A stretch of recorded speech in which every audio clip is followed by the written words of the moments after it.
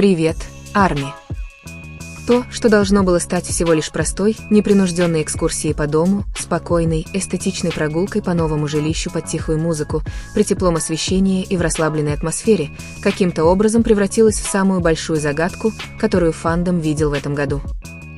Сначала никто не ожидал ничего необычного. Это был просто Ким Тэ Хён. Просто камера. Просто новый дом. Вот и все, что должно было быть. Но почему-то это не казалось просто чем-то. С самого первого кадра что-то изменилось. Не кричаще. Не драматично. Не очевидно. Просто тяжелее. Как будто что-то скрывалось под поверхностью. Как будто мы смотрели не просто экскурсию по дому, а нечто гораздо более личное. Тэ Хён непринужденно провел нас через входную дверь, держа камеру в руках и двигаясь медленно, почти осторожно, словно каждый шаг имел значение. Дом выглядел потрясающе. Дорогие произведения искусства украшали стены, не броские вещи или модные украшения, а тщательно отобранные произведения искусства. Такие произведения искусства, которые выбираешь, когда они действительно что-то значат для тебя. Редкие растения стояли у окон, их листья сияли на солнце. Естественный свет лился в каждый уголок, идеально обволакивая его лицо, что почти выглядело как в кино. Каждый кадр казался продуманным. Каждый ракурс выглядел специально созданным. Каждая тень ощущалась уместной. Это был не случайный дом. Это было пространство, созданное с учетом воспоминаний. Но вот тут все изменилось. Фанаты не говорили об искусстве. Они не говорили о мебели. Они даже не говорили о том, насколько роскошно выглядит дом. Они пересматривали секунды. Приближали изображение. Выделяли кадры. Шептали одно имя снова и снова. Чон Чын-гук. И вот тогда настроение изменилось. Потому что внезапно это перестало быть просто экскурсией по дому. Это стало головоломкой. Тэ Хён не спешил. Именно это делало его страннее. Большинство экскурсий проходят быстро, энергично, непринужденно. Но он двигался медленно, словно каждый предмет хранил воспоминания, словно каждый уголок что-то значил. В коридоре висела одна картина, темно-синяя тона, переходящая в серебро. Абстрактная. Мрачная. Тихая. Он ничего не объяснил. Просто задержал камеру на секунду дольше, чем нужно. И AR сразу это заметили, потому что этот оттенок синего показался знакомым. Тот же тон, который ассоциируется с недавним стилем Чын-гука. Та же тихая интенсивность. Та же эмоциональная цветовая палитра. Совпадение? Возможно. Но с ними совпадения редко бывают простыми. Затем появились растения. Он поправил высокое зеленое растение у окна. Его пальцы были нежными. Осторожными. Защищающими. «Мне нравится заботиться о живых существах», — тихо сказал он. Такая безобидная фраза. Любой другой человек ничего бы не сказал. Но в его исполнении она звучала многогранно. Потому что фанаты помнили, как Чын-гук однажды признался, что ему трудно выращивать растения. И все же вот Тэ Хён заботливо ухаживает за чем-то хрупким, следя за тем, чтобы у этого растения было достаточно света, тепла и внимания. Символично? Возможно. Но символика накапливалась. Предмет за предметом. Деталь за деталью. Пока ничто уже не казалось случайным. И тут появилась эта дверь. Приоткрытая. Комната, в которую он не заходил. Он отмахнулся, сказал, что там беспорядок, и быстро, слишком быстро, двинулся дальше. Это колебание длилось меньше 2 секунд. Но 2 секунд было достаточно. Потому что в отражении рядом с ним что-то появилось. Или, может быть, ничего. Форма. Тень. Широкие плечи. Темная одежда. Знакомый силуэт. Или, может быть, просто воображение. Но скриншоты заполонили ленты новостей за считанные минуты. Редактирование замедлило кадр. Увеличило. Улучшило. Обсудило.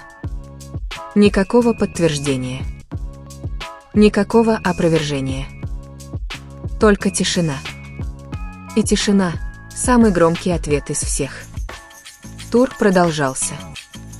Виниловые пластинки. Ночные музыкальные сессии. Мягкие улыбки. Утешение. Вот что ударило сильнее всего. Не доказательства. Не улики. Утешение. Тэхён выглядел умиротворенным. Уравновешенным. Как дома. Не одиноким. Не изолированным. Но словно он не был одинок в этом пространстве, даже если камера показывала только одного человека. Затем появился балкон. Огни города позади. Ветер в волосах. И этот момент – та самая фраза, которая взорвала интернет. Здесь хорошо, правда? Правильно. Не «мне нравится». Не «хорошо», не так ли? Правильно. Как будто он с кем-то разговаривал.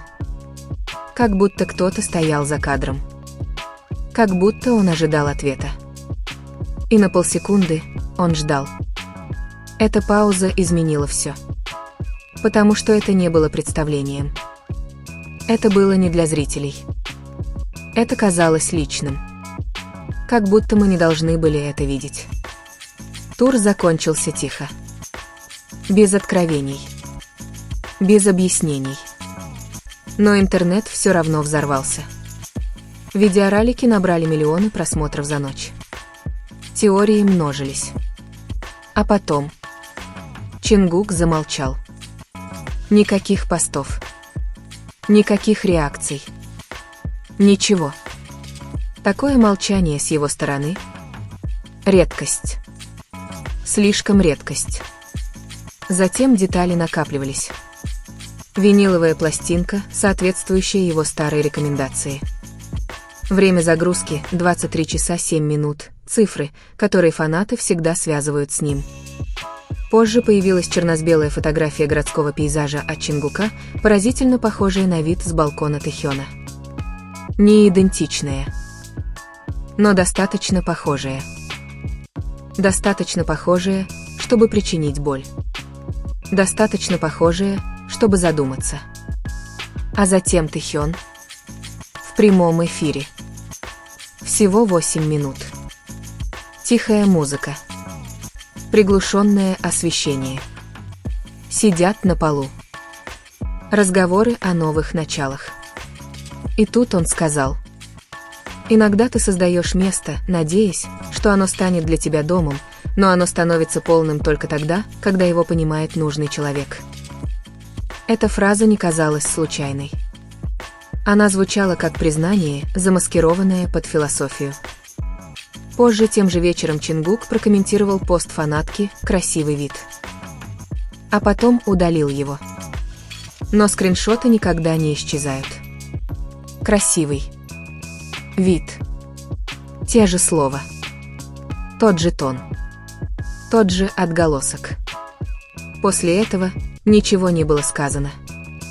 Ни подтверждения, ни опровержения. Просто спокойствие.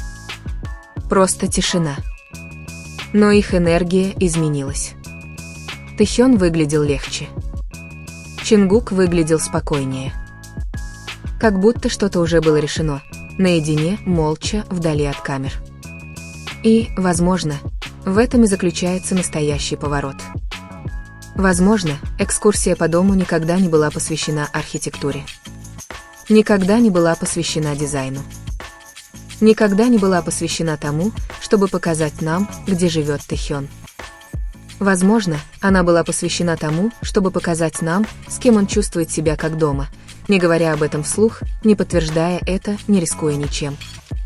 Потому что иногда самая громкая правда – это та, которую ты никогда не произносишь вслух. Иногда самое сильное подтверждение – это просто позволить людям увидеть и решить самим. И, возможно, именно этим все и было.